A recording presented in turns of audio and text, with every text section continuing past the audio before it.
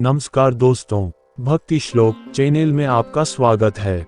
पौराणिक कथाएं। घटोत्कच का जन्म। सुरंग के रास्ते लाक्षागृह से निकलकर पांडव अपनी माता के साथ वन के अंदर चले गए। कई कोस चलने के कारण भीमसेन को छोड़कर शेष लोग थकान से बेहाल हो गए और एक वट वृक्ष के नीचे लेट गए। माता कुंती प्यास से व्याकुल थी, इसलिए भीमसेन किसी जलाशय या सरोवर की खोज में चले गए। एक जलाशय दृष्टिगत होने पर उन्होंने पहले स्वयं जल पिया और माता तथा भाइयों को जल पिलाने के लिए लौटकर उनके पास आए। वे सभी थकान के कारण गहरी निद्रा में निमग्न हो चुके थे, अतः भीम वहां पर पहरा देने लगे। उस वन में हिडिंब नाम का एक भयानक असुर का निवास था। मानवों का गंध मिलने पर उसने पांडवों को पकड़ लाने के लिए अपनी बहन हिडिंबा को भेजा ताकि वह उन्हें अपना आहार बनाकर अपनी क्षुधापूर्ति कर सके। वहां पर पहुंचने पर हिडिंबा ने भीमसेन को पहरा देते हुए देखा और उनके सुंदर मुखारविंद तथा बलिष्ठ शरीर को देखकर उन पर आसक्त हो गई। उसने अपनी राक्षसी माया से एक अपूर्व लावण्यमयी सुंदरी का रूप बना लिया और भीमसेन के पास जा पहुंची। भीमसेन ने उससे पूछा, हे सुंदरी, तुम कौन हो और रात्रि में इस भयानक वन में अकेली क्यों घूम रही हो? भीम के प्रश्न के उत्तर में हिडिंबा ने कहा, हे नरश्रेष्ठ, मैं हिडिंबा नाम की राक्षसी हूँ। मेरे भाई ने मुझे आप लोगों को पकड़ कर लाने के लिए भेजा है, किंतु मेरा हृदय आप पर आसक्त हो गया है तथा मैं आपको अपने पति के रूप में प्राप्त करना चाहती हूँ। मेरा भाई हिडिंब बहुत दुष्ट और क्रूर है, किंतु मैं इतना सामर्थ्य रखती हूँ कि आपको उसके चंगुल से बचाकर सुरक्षित स्थान तक पहुँचा सकूँ। इधर अपनी बहन को लौटकर आने में विलंब होता देखकर हिडिंब उस स्थान में जा पहुँचा जहाँ पर हिडिंबा भीमसेन से वार्तालाप कर रही थी। हिडिंबा को भीमसेन के साथ प्रेमालाप करते देखकर वह क्रोधित हो उठा और हिडिंबा को दंड देने के लिए उसकी ओर झपटा। ये देखकर भीम ने उसे रोकते हुए कहा, रे दुष्ट राक्षस, तुझे स्त्री पर हाथ उठाते लज्जा नहीं आती? यदि तू इतना ही वीर और पराक्रमी है तो मुझसे युद्ध कर।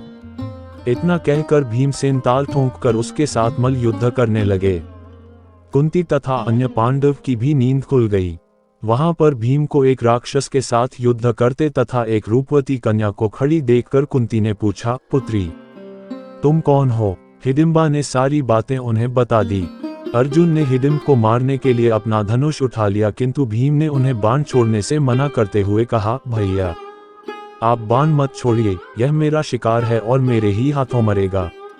इतना कहकर भीम ने हिडिंब को दोनों हाथों से पकड़कर उठा लिया और उसे हवा में अनेकों बार घुमाकर इतनी तीव्रता के साथ भूमि पर पटका कि उसके प्राण पखेरु उड़ गए।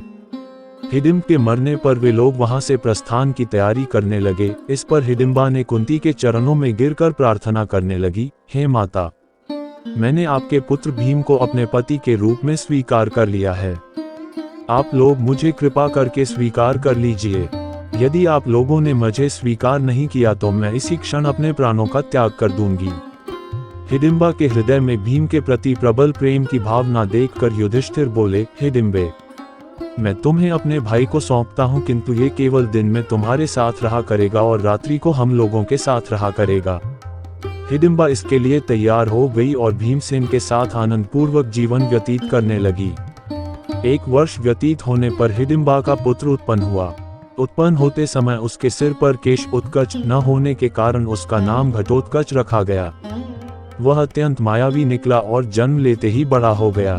हिडिंबा ने अपने पुत्र को पांडवों के पास ले जाकर कहा, यह आपके भाई की संतान है, अतः यह आप लोगों की सेवा में रहेगा। इतना कहकर हिडिंबा वहां से चली गई। घटोत्कच श्रद्धा से पांडवों तथा माता कुंती के चरणों में प्रणाम करके बोला, अब मुझे मेरे योग्य सेवा बताएं।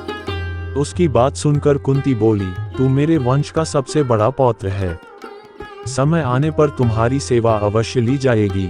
इस पर घटोत्कच ने कहा, आप लोग जब भी मुझे स्मरण करेंगे मैं आप लोगों की सेवा में उपस्थित हो जाऊंगा। इतना कहकर घटोत्कच उत्तराखंड की ओर चला गया। घटोत्कच का जन्म के पौराणिक कथाएं यहीं पर समाप्त होता है। भारतीय पौराणिक इतिहास के कुछ अनसुने तथ्य एवं रोचक जानकारी जानने के लिए अंत तक बने रहें और नेक्स्ट भाग देखने के लिए सब्सक्राइब करें भक्ति श्लोक चैनल को।